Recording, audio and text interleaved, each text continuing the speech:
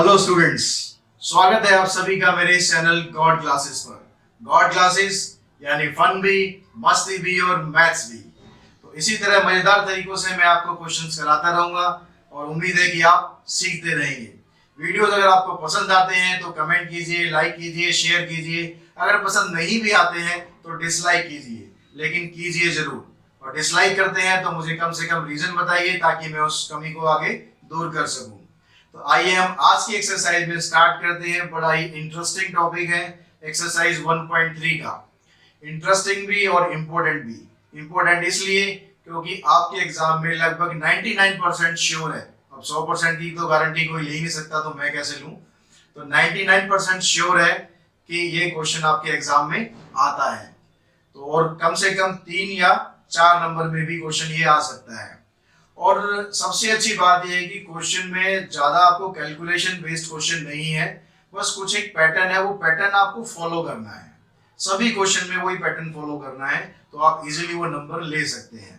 तो हम स्टार्ट करते हैं। सबसे पहले आपको यहाँ पर क्वेश्चन फर्स्ट है जिसमें प्रूव करना है कि रूट 5 इररेशनल है। पता हमें है कि भाई रूट वाले नंबर जिनका पूरा पूरा रूट नहीं निकलता वो इररेशनल होते हैं, अच्छी तरह पता है। लेकिन अब आपको यहाँ पर प्रूव करके दिखाना है। प्रूव करने के नंबर हमें लेने हैं कि भैया रूट 5 इररेशनल क्यों है। अब इसमें भी हम क्या करेंगे, कौन सा मेथड यूज करेंगे। फिर आप कहोगे कि भाई जो बात हम बोल रहे हैं वही उसी पे हमें डटे रहना चाहिए, लेकिन हम यहाँ भी यूज करेंगे मेथड ऑफ कंट्राडिक्शन।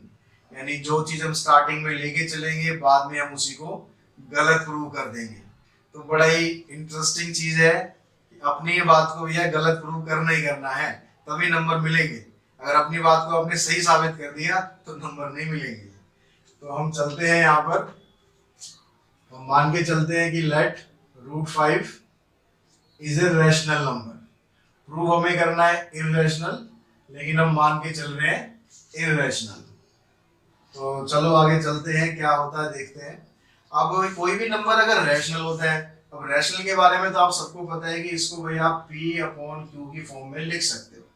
तो वो चीज हम यहाँ पर दिखा देते हैं। Therefore it can be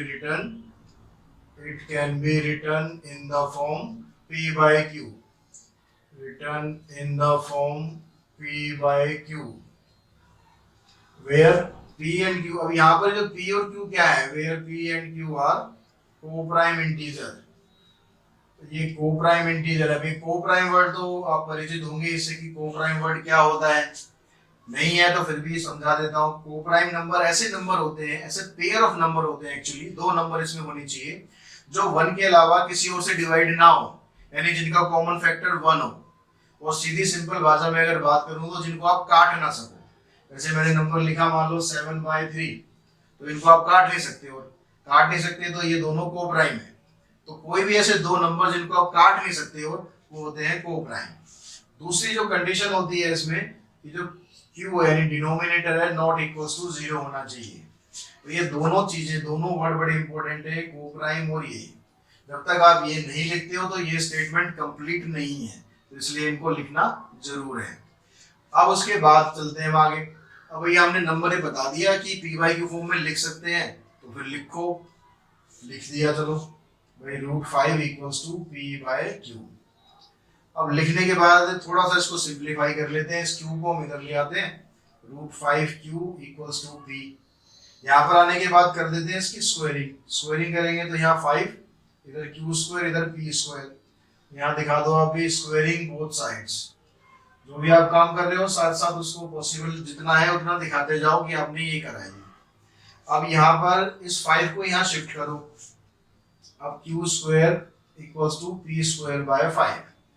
अब यहाँ स्टेप पर पहुंचने का हमारा फायदा क्या है, क्यों हमने इतने सारी माथापच्ची यहाँ पर करी है, वो चीज समझ लो।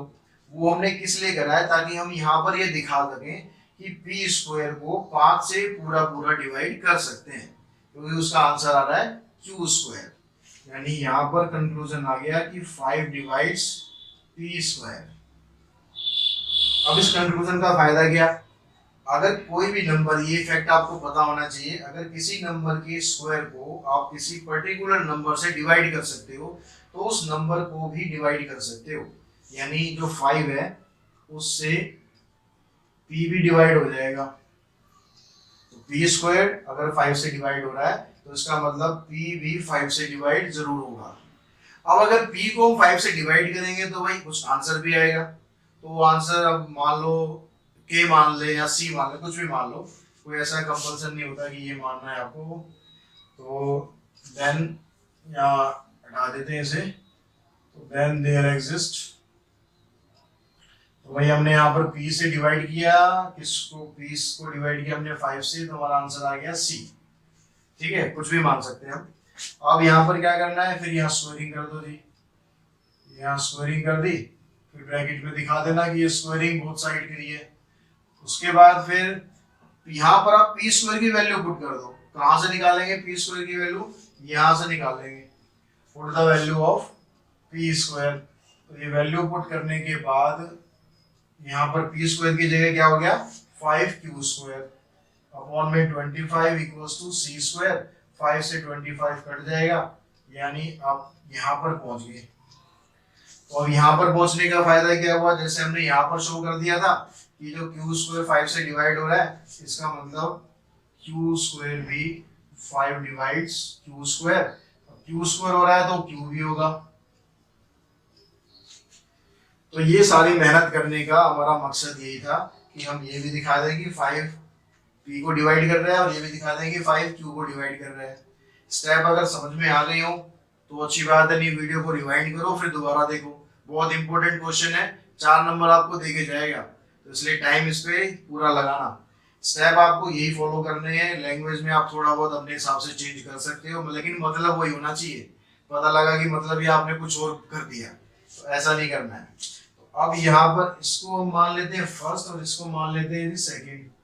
तो फर्स्ट और सेकेंड से कंक्लूजन क्या निकला कि फर्स्ट और सेकेंड से कंक्लूजन ये निकल रहा है कि P and Q both are divisible by 5, both are divisible by 5। अब लेकिन फिर हम उसी बात पर आ गए। हमने स्टार्टिंग में क्या कहा था कि P और Q क्या है, को प्राइम। को प्राइम मैंने आपको बताया था कि वो 1 के अलावा किसी और से डिवाइड नहीं होंगे। फिर हमने अपनी बात को फिर झूठा साबित कर दिया कि P और Q जो है 5 से भी डिवाइड हो रहे हैं। तो बट यहाँ पर दिखा देते हैं, but P and Q are coprime integer. तो भाई ये दोनों बातें हमने फिर से गलत साबित कर दी। तो मैथमेटिशियन को झूठा नहीं बोलना, ये क्वेश्चन सॉल्व करने के बस तरीके हैं। ठीक है, ये नहीं है कि जो बात हम कहते हैं उससे मुकर जाते हैं। तो P and Q हम यहाँ पर कह रहे हैं कि डिविजिबल बाय 5 है और यहाँ पर कह रहे हैं कि ये को प्राइम भी है। तो ये दोनों बातें एक दूसरे के अपोजिट आ रही हैं, तो therefore it leads to a contradiction. थोड़ा जूम करके देख लेना, जगह की प्रॉब्लम है। तो it leads to a contradiction, therefore जो हमने स्टार्टिंग में नंबर लिया था √5 रैशनल लिया था, तो √5 इररेशनल हो गया जी, क्योंकि हमारी बात हमने गलत प्रूव कर दी है, इसलिए जो हमने माना था उसके अपोजिट रिजल्ट आ गया। तो इस तरह से आप कोई भी क्वेश्चन √2, √3, √5, √7 जो सिंगल नंबर होंगे उन सबको आप इसी मेथड से करेंगे।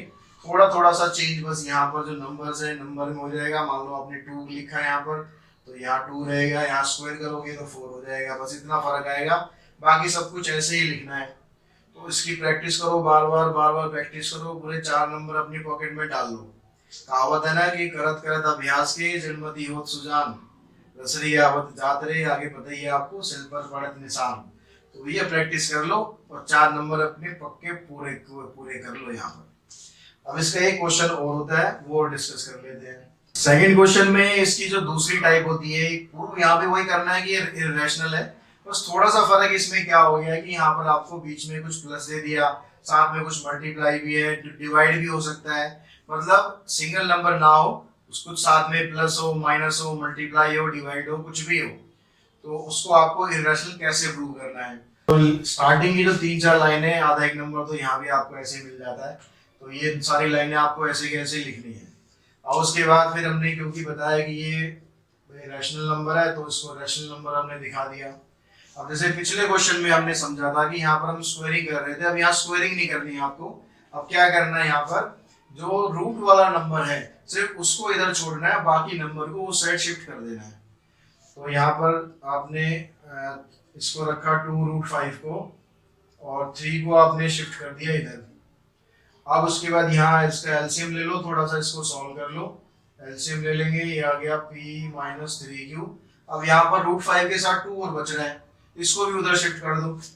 तो √5 इक्वल्स टू p-3q अपॉन में 2q। तो यहाँ तक हम आगे, जो खाली रूट वाला नंबर था हमारा वो यहाँ बचना चाहिए, बाकी सबको आपको उस साइड शिफ्ट कर देना है। अब ये करने के बाद हम दिखाते हैं यहाँ पर कि because p and q are integers, therefore p-3q upon में 2q is a rational number।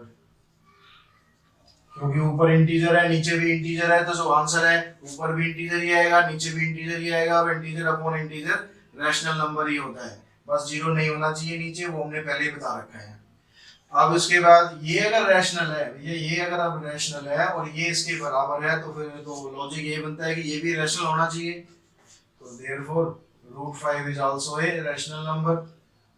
अब भैया यहाँ पर आने के बाद फिर समस्या वही आ गई कि रूट तो हमें पता है कि ये इररेशनल होते हैं, यहाँ पर ये कह रहा है रैशनल है, लेकिन √5 तो इररेशनल होता है। अभी हमने प्रूव भी किया है।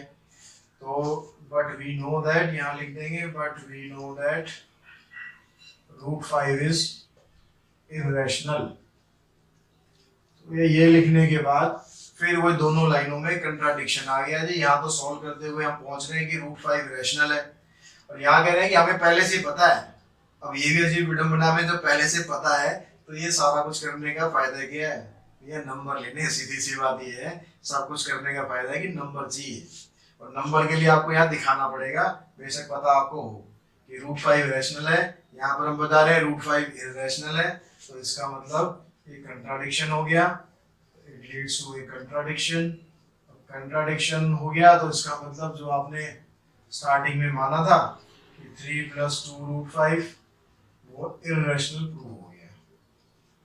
तो इस तरह से आप इररेशनल प्रूव कर सकते हो अपनी बात को झूठा साबित करके, लेकिन फायदा ये है कि भैया नंबर मिल जाएंगे। जिस तरीके से हमने क्वेश्चन नंबर 2 किया था, सेम बिल्कुल उसी पैटर्न पर हमें करना है question number 3। Prove that 1/√2 is irrational. तो यहाँ पर जो डिनोमिनेटर है वो डिवीजन में दिया है, तो ऑपरेशन चाहे मल्टीप्लाई हो, डिवाइड हो, प्लस हो या माइनस हो, जैसे हमने सेकंड क्वेश्चन किया था सेम लगभग वही पैटर्न पर है। तो एक पार्ट मैं इसका कराने वाला हूँ और बाकी के 2 पार्ट आप प्रैक्टिस कीजिएगा, और कमेंट बॉक्स में अगर कुछ प्रॉब्लम होती है तो मुझसे शेयर जरूर कीजिए। तो हम इसको स्टार्ट वैसे करेंगे कि मान लेंगे हम let 1/√2 is a rational number. ये रैशनल नंबर हमने मान लिया, therefore it can be written in the form p/q। जो पिछले क्वेश्चन में हमने लिखा था सेम बिल्कुल वो लाइन लिखनी है, लास्ट में q is not equals to 0 तक। तो उसको हम दोबारा रिपीट ना करेंगे क्योंकि टाइम अपना सेव करते हैं। तो उसके बाद आपने इसको p/q फॉर्म में लिख लिया। अब p/q फॉर्म में लिख लिया, अब यहाँ पर हम क्या करते थे कि जो रूट वाला नंबर है उसको इधर रखना है, बाकी सबको उधर शिफ्ट करना है। अब यहाँ पर नीचे √2 है, उसको अलावा कुछ नहीं है, तो हम क्या करते हैं सीधा इसका रेसिप्रोकल कर देते हैं। तो इसका रेसिप्रोकल करेंगे, अब √2 इक्वल्स टू q/p आ गया। अब और तो कुछ है नहीं, यहाँ पर 1 था, कुछ और होता तो उसको क्रॉस मल्टीप्लाई करके इधर ले जाएंगे। तो q/p आ गया, तो यहाँ दिखाएंगे because q and p are integers. अब ये इंटीजर्स हैं, इसका मतलब कि ये रैशनल नंबर है, q/p is a rational number. अगर ये रैशनल नंबर हो गया, इसका मतलब कि जो √2 है वो भी रैशनल हो जाएगा, therefore √2 is a rational number, but we know that √2 is not a rational number। तो √2 अगर रैशनल नंबर नहीं है, but we know that